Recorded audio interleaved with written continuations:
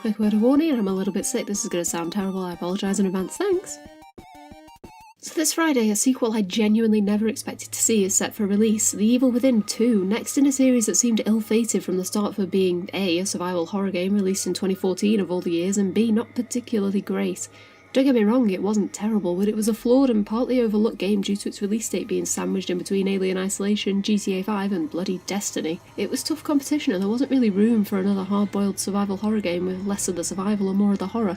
As someone who bought and played Aliens Colonial Marines when it first came out and was somewhat less than interested in Isolation, I elected to purchase Evil Within Day 1 instead, for both that reason and for another. The game was directed by none other than Shinji Mikami.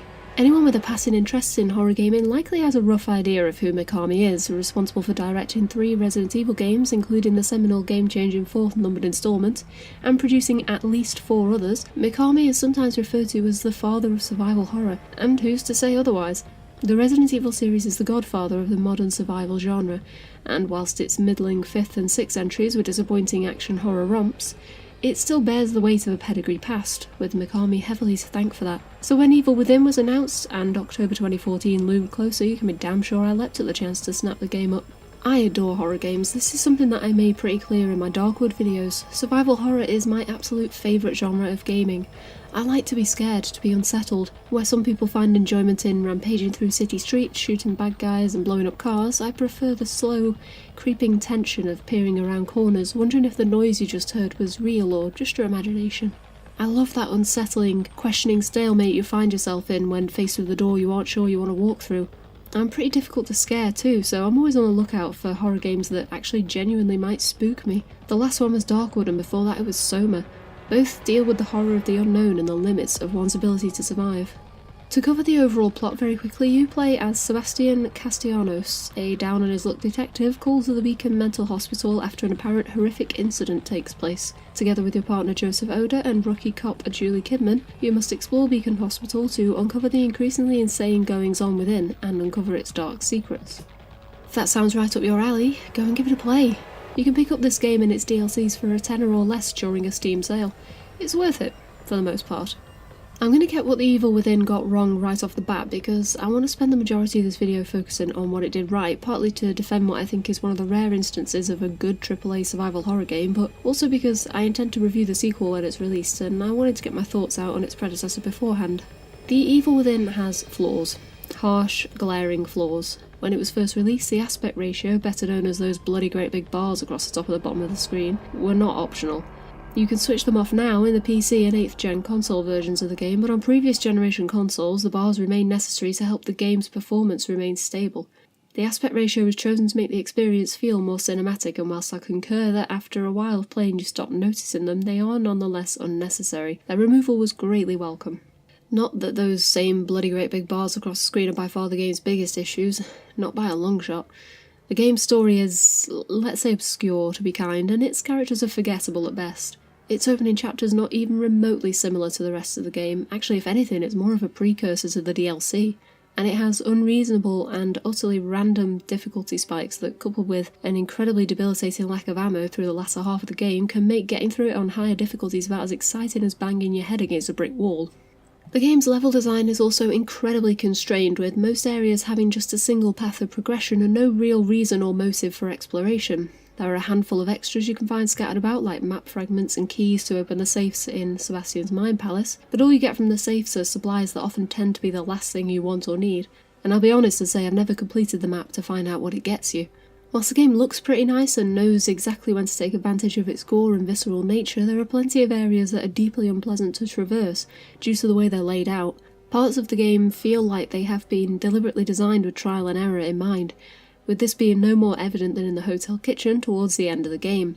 I cannot explain how frustrating this sequence was on just survival mode, never mind the higher difficulties. Once you learn the tips and tricks of the trade though, the tight levels and bullet sponge enemies can be dealt with in a variety of ways that strip out the need to panic wildly once you reach chapter 12 and realise you have no ammo. Stockpiling and saving metal scraps used for creating arrows for the agony crossbow, your weapon of choice for most boss fights, absolutely helps in the long run. And it's a wonderful feeling when you reach a vile area and have no pistol ammo, only to realise you have 50 scrap pieces. This, however, is of absolutely no use on your first run if you're prone to panic shooting, and the game is so miserably scant on ammo between the chapters 7 and 13 that it can become a chore just to move from area to area.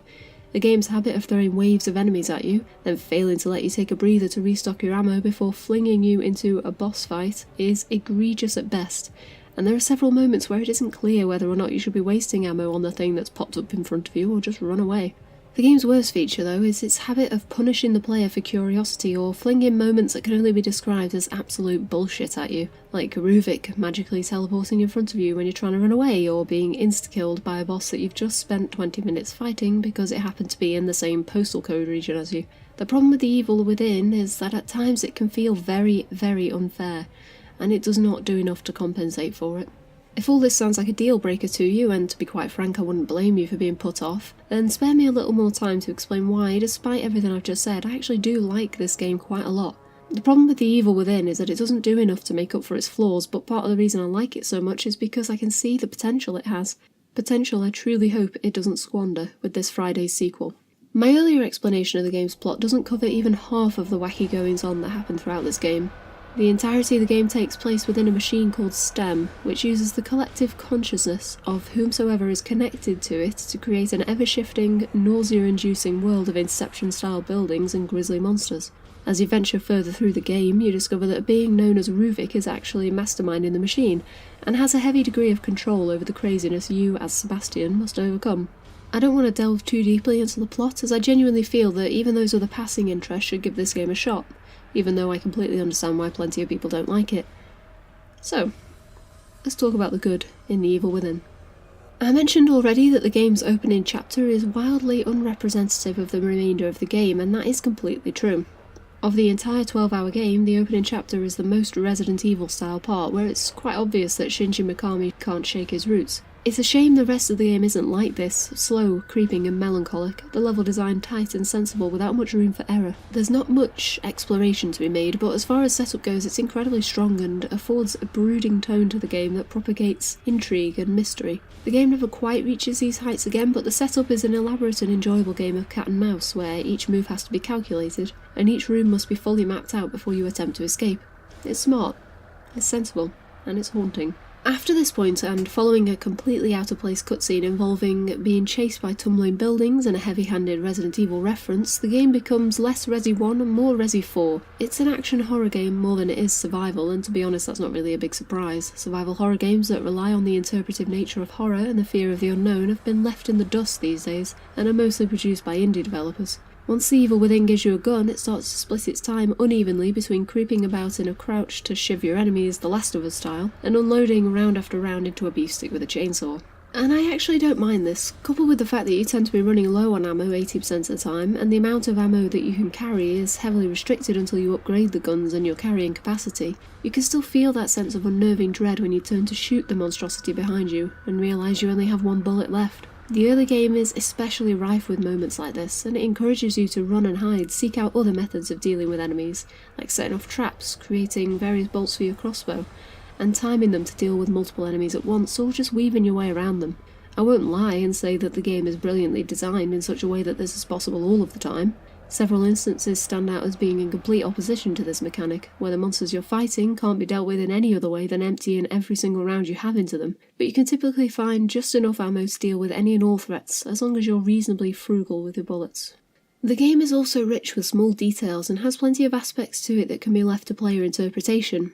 Creatures each have a small section dedicated to them in the model viewer, and various files can be located throughout the game that give rise to theories about what has happened to the people connected to the STEM machine and Ruvik's consciousness. Environments and enemies often reflect aspects of the Big Bad's personality at you, with it often feeling as though he's trying to make you feel sorry for him to stop Sebastian from pulling the plug on his madness.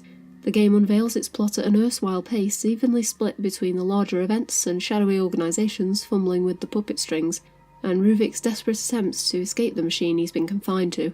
It isn't perfect, not by any stretch of the imagination, and there are certainly instances that feel token rather than adding any depth to the plot, and there are absolutely plenty of moments where the characters really should be questioning things more than they are, but for the most part, the game does a bang-up job of drawing you into its ski-whiff world. I mean, it all goes a bit pear-shaped at the end, but let's not dwell on that. One of the strongest aspects of this game for me, running in tandem to its pretty decent plot, is the mind palace that Sebastian often finds himself transported to. It's here that you save your game, upgrade your abilities, and unlock the safes that contain extra supplies. What I like most about this place is that it begins as a safe haven, a place you can flee to if necessary, where soothing music entices you towards it and your personal secretary gives you sidelong glances. But as the game goes on and Ruvik's consciousness starts to invade the only safe place you have, the palace starts to degrade, walls peeling and rotting, hallucinations invading more and more frequently, until ultimately the illusory walls collapse, and even Sebastian's safe place is dragged into Ruvik's grander world. The way the game looks and feels in general is pretty pleasing, at least to me. There are areas that are a bizarre and twisted mishmash of ancient and industrial architecture. The game knows when to calm things down for the most part and when to bring out the blood and guts. It has some superb imagery that gives an intriguing, although granted not always necessary, insight into the nature of the psyche you're traipsing through. There are areas that feel needless, like the stroll through the caves and the first executioner chase, where you have to run towards the camera and avoid mines that you can't see because they're in front of you. Still, for the most part, the game's environments are rich and certainly far more detailed than its slightly wonky character models. Of particular note is Ruvik's family mansion, which has a stellar introduction as you make your way through the woods towards it and watch it loom from the darkness before you. The whole mansion is enjoyable to explore, and the puzzles that take place in it are easily the best in the game. Selecting the correct region to insert the stimulating metal spike, which I'm sure has a proper name but I have no idea what it is, and losing your own health if you get it wrong is easily the most interesting and unique puzzle in the game, and the only one I'd argue is actually an intelligent puzzle. The only issue with this area is the apparition of Ruvik that appears, which can and will one-hit KO you. In fact, I have a video somewhere from my PS4 version of this game where I was running away from Ruvik, and as I went to climb a ladder to escape, he pops up in front of me and killed me immediately, which was annoying. Something else I appreciate about this game, even if I don't like it very much, is that it actively feels like the game is trying to kill you. Later Resi games tended to shower you with ammo and ensure you had plenty of weapons and means of escape at your disposal. Evil Within favours the survival element of its mechanics, encouraging you to evade your enemies and deal with them from stealth as much as possible. You are reminded plenty of times that Ruvik wants you dead, and he does a fine job of making it known that you're in his way. The game isn't shy about its desire to punish you, but it can absolutely go overboard from time to time. I won't lie, this game can be incredibly frustrating. It's not difficult per se. Once you're familiar with the mechanics and learn the best ways to dispatch enemies, it's a lot easier to handle. But the game does have bizarre difficulty spikes that force you to empty your entire inventory, and even then you're not guaranteed to survive. I both like and dislike this idea. It's great in theory and hones in on the nature of survival horror, but when you've breezed through the majority of the game only to run slam into a brick wall in this absurdly over-the-top boss battle in the garage, it can prove to be the straw that broke the camel's back. Actually, if you'd like a little more in-depth exploration of death in horror games, check out Shammy's video about Outlast 2, where he perfectly explains what exactly is wrong with death and trial and error in these games. There's a link in the description. The latter half of the game is peppered with death traps galore, including one-hit kill enemies, one-hit kill bosses, one-hit kill fish. There are plenty of ways to distract enemies, but the difficulty ramps up violently and sporadically. These are parts of the game that I won't defend, because even without audio and without a Let's Play style shout over the top, you can tell from my footage that I was frustrated by this part.